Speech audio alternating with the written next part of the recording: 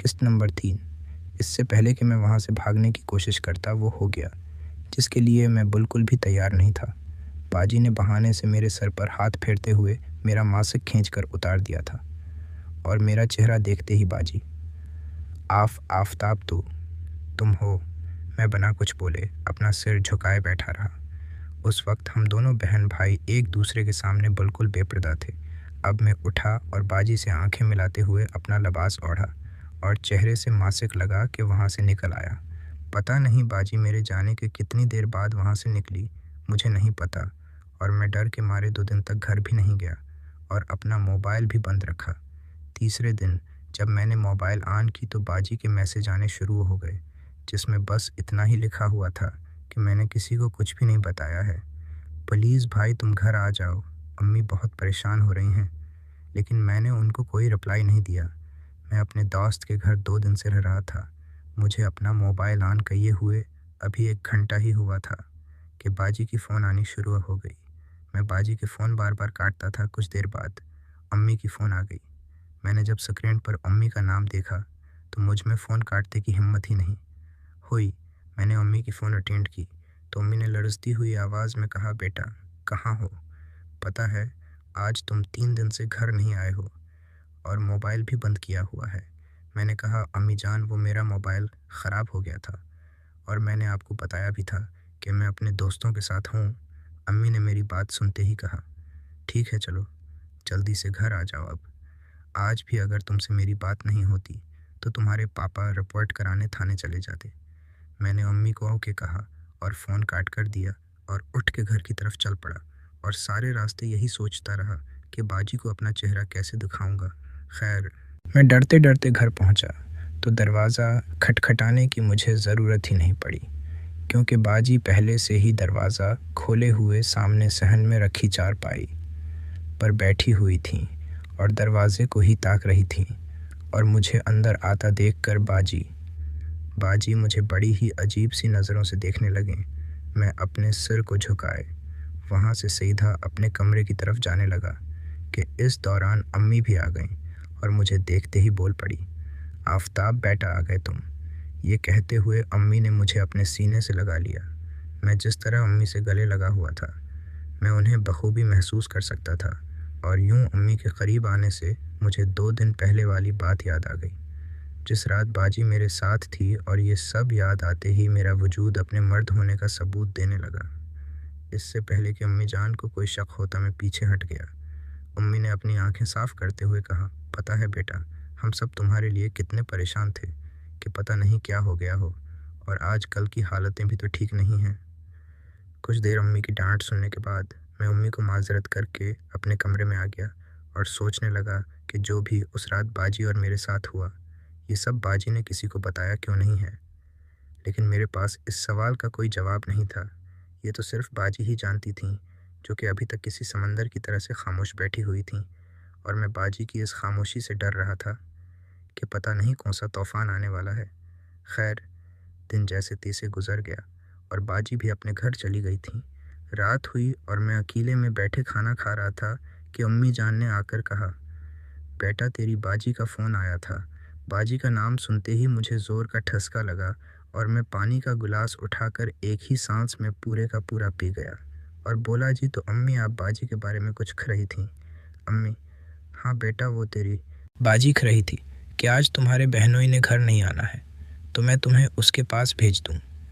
मैं अम्मी की बात सुनते ही चौंक पड़ा और कुछ सोचकर मैंने अम्मी से माजरत करते हुए कहा, अम्मी इसमें नई बात क्या है, वो तो पहले भी अक्सर घर से बाहर ही रहते हैं, तो आज क्या कोई ख़ास बात है। तो अम्मी कहने लगी, पता नहीं बेटा तेरी बाजी कह रही थी कि उसका दिल घबरा रहा है, आफताब भाई को भेज दें। मैंने कहा, अम्मी आप बाजी को ही यहाँ बुला लो ना, मेरा वहाँ जाना ज़रूरी तो नहीं। दोस्तों में बाजी का सामना नहीं करना चाहता था, इसीलिए बहानेबाजी कर रहा था। अम्मी ने कहा, बेटा मैंने तो उसे कहा था कि तुम ही यहाँ पर आ जाओ, तुम्हारा दिल भी लग जाएगा, लेकिन वो नहीं मानी और कहने लगी कि बस आप भाई को भेज दो, और ये बोलकर काल ही काट दी उसने। मैं चुप हो गया और कुछ नहीं बोला तो अम्मी ने कहा, बेटा क्या हो गया, तुम चले जाना खाना खाकर। अब मेरे पास कोई बहाना न था और मैंने न चाहते हुए भी हाँ मैं सर हिला दिया और कोई जवाब नहीं दिया। लेकिन सोचों में पड़ गया कि अब बाजी मेरी धलाई बहुत अच्छे से करेंगी। मैंने खाना खाया और धड़कते दिल के साथ बाजी के घर की तरफ चल पड़ा। जब मैं बाजी के घर के दरवाजे पर पहुंचा तो मेरा दिल लम्हे के हज़ारवें हिस्से में धड़क रहा था। कुछ देर यूं ही खड़े रहने के बाद मैंने हिम्मत की और दरवाजे की घंटी बजा दी, लेकिन सामने बाजी का सामना करने का सोचकर ही मेरी हालत बदतर से बदतर हो रही थी और उस वक्त मेरे वजूद से पसीने निकल रहे थे। दरवाजे बाजी ने है खोला और मुझे देखते ही एक तरफ पे हट गए और मुझे अंदर आने का रास्ता दिया। मैं धड़कते दिल के साथ अंदर चला गया। बाजी ने दरवाज़ा बंद किया और मेरी तरफ देखे बगैर अपने कमरे में चली गई। अब मुझे समझ नहीं आ रही थी कि मैं क्या करूं, और बाजी के पास उनके कमरे में जाने की मुझ में हिम्मत नहीं हो रही थी। उनके जाती है मैं वहीं सोफे पर बैठ गया और सब कुछ नॉर्मल दिखाने के लिए टीवी लगा के फ़िल्म देखने लगा। इस हालत में फ़िल्म की तरफ भी ध्यान नहीं दे पा रहा था मैं, और बाजी के बारे में सोचता रहा कि पता नहीं बाजी क्या चाहती हैं और आगे क्या कुछ होने वाला है। मैं काफ़ी देर तक बैठकर फ़िल्म देखता रहा। रात के कोई 10 बज चुके थे और बाजी के घर में मेरे और उनके अलावा कोई और नहीं था। एक बार तो मेरे दिल में आया कि मैं बाजी के कमरे में चला जाता हूँ, जो होगा देखा जाएगा, लेकिन फिर मैं हिम्मत न कर सका और यूं ही बैठा रहा। कोई 10-15 मिनट गुजरे कि बाजी अपने कमरे से बाहर निकले और मेरी तरफ देखते हुए बोले, आफताब कमरे में आ जाओ, और वापस मुड़कर अपने कमरे में चली गईं। उस वक्त बाजी एक हल्के लिबास में थीं, जो कि काफ़ी प्रशस्त लिबास था। बाजी के जाने के बाद मैं हिम्मत करके सोफे से उठा और बाजी के कमरे की तरफ चला गया। अंदर पहुंचा तो देखा सामने बाजी बहुत ही खूबसूरत अंदाज स्टाइल के साथ टांग टांग पे चढ़ाकर लेटी हुई मेरी तरफ देख रही थी। बाजी को ऐसे चुपचाप देखकर मेरे दिल को थोड़ी तसल्ली हुई कि बाजी अच्छे मूड में है। मैंने आगे बढ़कर जैसे ही बाजी के पास बैठना चाहा तो बाजी ने अचानक मुझे पीछे से ज़ोर से लात मारकर बेड से नीचे करा दिया, और नीचे ज़मीन पर गिरने के बाद मैंने सवालिया नज़रों से मुड़कर बाजी की तरफ देखा। बाजी गुस्से में बेड पर सीधी होकर बैठ गईं और बोलने लगें, बाजी, हरामी कहीं कि तेरी हिम्मत कैसे हुई मेरे साथ बस्तर पर बैठने की। मैंने जब बाजी की तरफ बेचारगी की नज़रों से देखा तो बाजी ने अपने नक्श सामने रख दिए। मैं बाजी ने यह अंदाज़ देखकर हैरान, परेशान और अजब में था और सीधा होकर वहीं बैठ गया और अपनी सगी बड़ी बहन की खूबसूरती देखने लगा। मैं अब अच्छे से मुझ चुका था कि बाजी क्या चाहती हैं, लेकिन वो मेरे ऊपर अपना दबाव भी रखना चाहती हैं और अपने मन से ये बात बोलना भी नहीं चाह रही हैं, इसलिए तो बाजी ऐसी हरकतें कर रही थी। बाजी यूं मुझे अपनी तरफ देखते हुए बोले, क्या हुआ, अब कहाँ हो गए गुम? मैंने इनकार में सिर हिलाते हुए कहा, वो नहीं, कुछ नहीं बाजी, वैसे उस दिन जो कुछ भी हुआ। बाजी मैं बहुत शर्मिंदा हूँ, मैं आपसे माफ़ी मांगता हूँ और प्लीज़ आप भी किसी को मत बताइएगा। बाजी ने कहा, बाजी सच्ची सच्ची बता क्या? उस दिन तुझे पता नहीं था, मासिक नाइट क्लब में, उस मासिक के पीछे कोई और नहीं बल्कि मैं थी।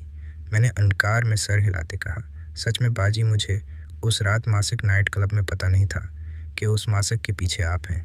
अगर पता होता तो मैं ऐसी हरकत बिल्कुल भी नहीं करता। साथ ही बाजी कुछ देर सोचती रही, उसके बाद बोली कि चलो अभी ऊपर जाओ और मेरे साथ ठीक से फिर बात करते हैं। मैं बाजी के साथ बस्तर पर ठीक से बैठ गया तो बाजी ने मेरी तरफ देखते हुए कहा, भाई क्या तुम्हारी कोई गर्लफ्रेंड नहीं है? मैंने कहा, नहीं बाजी, कोई बनती ही नहीं। बाजी ने हैरानी से कहा, क्या मतलब बनती ही नहीं है? अच्छे खासे हैंडसम हो और तुम्हारा वजूद भी अच्छा खासा फट है, तो कोई लड़की तुम्हारी गर्लफ्रेंड क्यों नहीं बनी?